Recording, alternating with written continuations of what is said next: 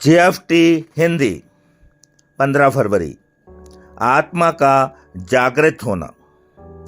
हमारे लिए आत्मा की जागृति की अपेक्षा तो बहुत दूर की बात थी। बेसिक टेस्ट पृष्ठ 46। हम में से बहुत थोड़े से ही नारकोटिक्स एनोनिमस की अपनी पहली मीटिंग में अपनी व्यक्तिगत कार्यसूची लेने अथवा अपनी आत्मा में किसी आध्यात्मिक शून्यता की कसक लेकर आए थे। हम में से किसी को सपने में भी यह अंदाजा नहीं था कि हम किसी ऐसी जीवन यात्रा के मुहाने पर आ खड़े हुए हैं जो हमारी सोई हुई आत्मा को जगा देगा। एक तेज अलार्म की घड़ी की तरह एन्ने का पहला कदम ही हमें अर्थ चेतना की ओर ले आता है।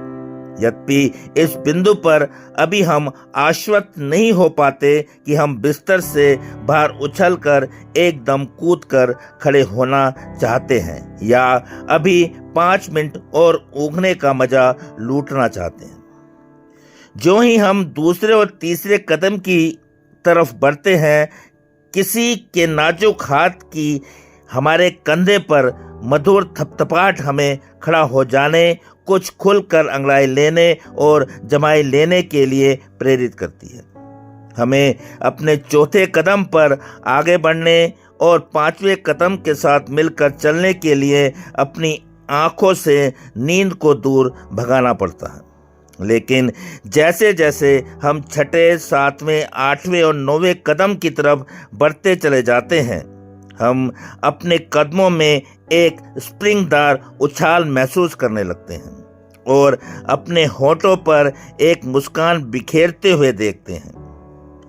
जो ही हम 10वें अथवा 11वें कदम की तरफ बढ़ते हैं, हमारी आत्मा बरसात में गीत गुनगुनाने लगती है और तब हम 12वें कदम पर अमल करते हुए अभ्यास का अंतिम कदम उठाते हैं और दूसरों को जागृति का संदेश देने के लिए बाहर निकल जाते हैं।